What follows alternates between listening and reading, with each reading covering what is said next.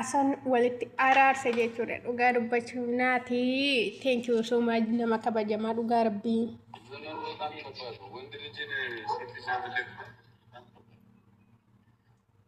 Sila kabaita na zagan na sila kuya yun gizi manto. Ay, dami lektu tadi yang nanti tadi. Ay, itu nanti tu sumit ada. Wanda min pandana. Sumit itu satu kau sumit ayu yang kena wanda min. Mana ada misal. Hasan yang terletak hona ger, anda nager. Misal asal sumit aku asal sum. Sumit tu terkenal dalam kala. Kom belum asal macam ada. Ulu tiga bebel. Ini.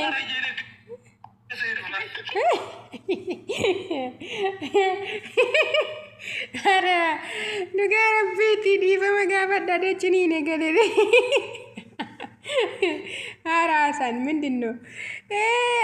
Negara bacu farara mungkin saniti bayi gamman nira malifi waaqayyo yu arara jala tawan tefi kesuma munati. Thank you so much nama guddat dhugaa rabbii yaanni saalle bakka gochaan saalle wanti inni hejjetu hundisaa naatiin kuni bakka hojii nama guddaati isinii galee jireenya waan jedhamu wanti hundaa galee fiira naatii kana achuudha dhugaa dubbachuu fi wanti hundaa galee fiira jireenyi bultiin hojiin nama wajjin akkamitti akka jiraatan nama wajjin akkamitti akka walii galan namallee akkamitti akka araarsan bakka wanti hundaa galee fiira achuudha nama hubataa wayiidha.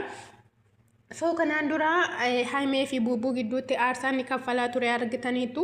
Haimee deebisee biyya Araasha shan deemte kan gara Itoophiyaatti deebitee akka isheen Buubuutti araaramtu kan godhe gahee guddaa kan taphate naatiidha jechuudha dhugaa dubbachuu fi isaan lamaanis immoo araarsee ka'ee dhidhiifne jechuudha. Hojii qabanatti fakkaata yuutuubii irra yuubadaa akka warra kaaniitti wanti qaamiin godhatu yuutuubii ni galeera garuu yeroo dhufa malee guyyaa hundaa irratti hin argamu hojiin qaba hojii biizii na godhaa guyyaadhaan viidiyoo sinii dalaguu hin danda'u garuu immoo sinis immoo araarsinaan jechaa jirtu anis immoo yaadeetan ture jedhenna maaliif isaan kana gidduutti gahee guddaa waan taphatee fi namni akka amma akka inni araarsu barbaadachuudhanna keessaanis natti maa turtanii naadaa walaa turtanii jedhennis jechuudhanna.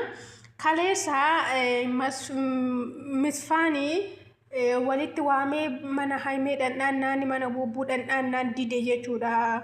Asan argitaniitti viidiyoo sana yoo ta'e hin finne garuu anillee amma dhumaatti hin finne mana isaanii dhandhaa jennaan didee ture jechuudha. Masfinni mara araarsuuf jennaanii hin dide jechuudha walii galuu didanii kaleessa.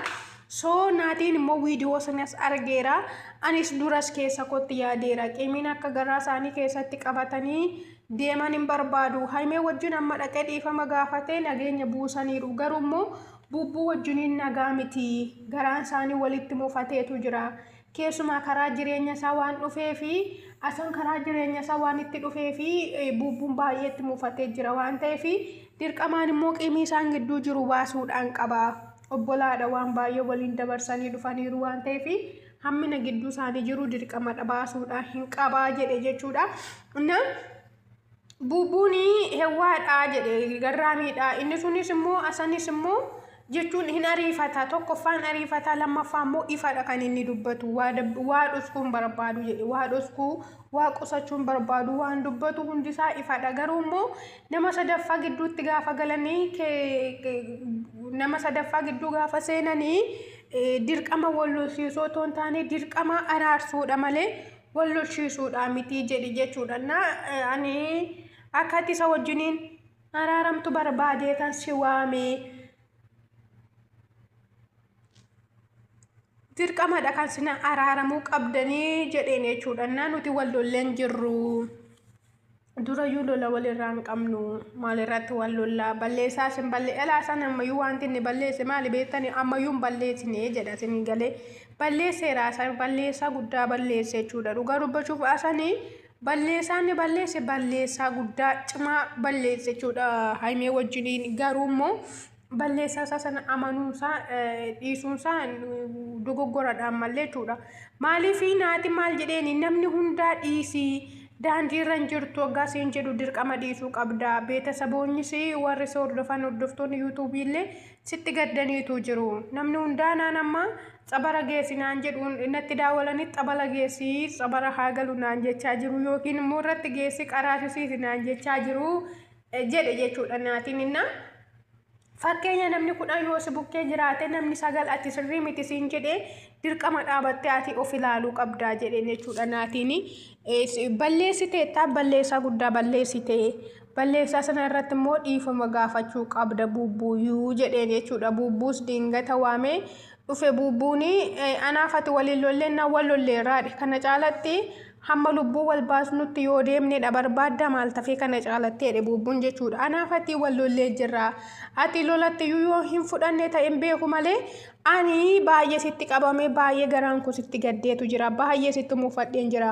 kaleessa waan baay'ee dabarsinee dhufne wantati kaleessa hojjette sirrii miti tikikkilii miti isaaf immoo baay'ee garaan koo sitti qabamee jira ani sifaana wal loleetan jira sitti naraaramne garuu immoo dhugaa jiru amantee otoo deemne bareedadha jedhe jechuudha buubuun akkas jedhee ani isa wajjin wal loleen jiru waan balleesse tokko yuun qabu jedha kasan qallada jechuudha sa ammaa yuun qalladanna qalli dhiisiitii qoosaa dhiisiitii dhugaa jiru amaniitii waan balleessite dhiifama gaafadhu gara fuulduraatti immoo nama sadaffaa gidduu gaafa galtu jecha dalbattu sirreeffachuu qabdaa jedhin jechuudha naatiin jecha sirreeffattu jecha darbachuu qabdu sirreeffachuu qabdaa nama tokko yoo uleedhaan rukutte namni suni yeroo sanaaf dhukkuba malee booda yoo madaayyuu madaan isaan fayyaa garuu jechati namatti darbattu keessa namaatti seef ta'e sammuu namaatti seef ta'e ta'a waan ta'eef jecha namaaf of eeggachuu qabdaa akkasuma immoo hordoftoonni kee gaafa dhiisi daandiirra hin jirtu siin jedhanii maaliifis kabajanii ta'anii si hordofu waan ta'eef ati dhiisuudhaa qabdaa balleessaa guddaa balleessiteetta ammatti deebii dhiifama gaafadhu jedheen jechuudha ani waan tokko yuun balleessineen nan buubuuni kan darbee darbeera jedhe laala buubuuni jechuudha kan darbee darbeera ani jibba guddaa sirraa qabaadheen otoo hin taane balleessaa keessatti akkati bartu akkati waarraa hubattoo dheetanii garuu immoo anaaf himee nuunni hamma sana waan baay'ee dabarsine iyyuu deebinee araaramne ati balleessaa kee bartee dhiifama yoo jette anas faamiliis dhiifama yoo jette gara fuulduraatti itti deemne bareedadha jedhe jechuudha boodarra asan dhiifama faamiliis dhiifama gaafatee harka horsaa keessa kaawwattee gaafannan harkasaa horsaa keessaa fuudhee naatiin harkasaa horsaa keessaa fuudhee naatiin dhiifama gaafatee buubuullee dhiifama gaafatee achumaan qoosaatti ka'e jechuudha dhiifama gaafadhaadhe kunoo suura kanarratti gadheedhee ciniinuuf jedhe innaa bagaaraa haramtanii jibbii kana caalaatti hunduma keessan gidduudhaayyuu aba'u nagaadhaan jiraadha akkam jirtu hordoftoota caaltu yuutuub nagaa keessan nagaadha galata waaqayyootiin illee baga nagaa taatanii qimamoochee warri mana kanaaf haaraa taatan sabskiraayib laag godhaa nutti dabalamaa sin jaaladha baay'ee nagaan naa tura.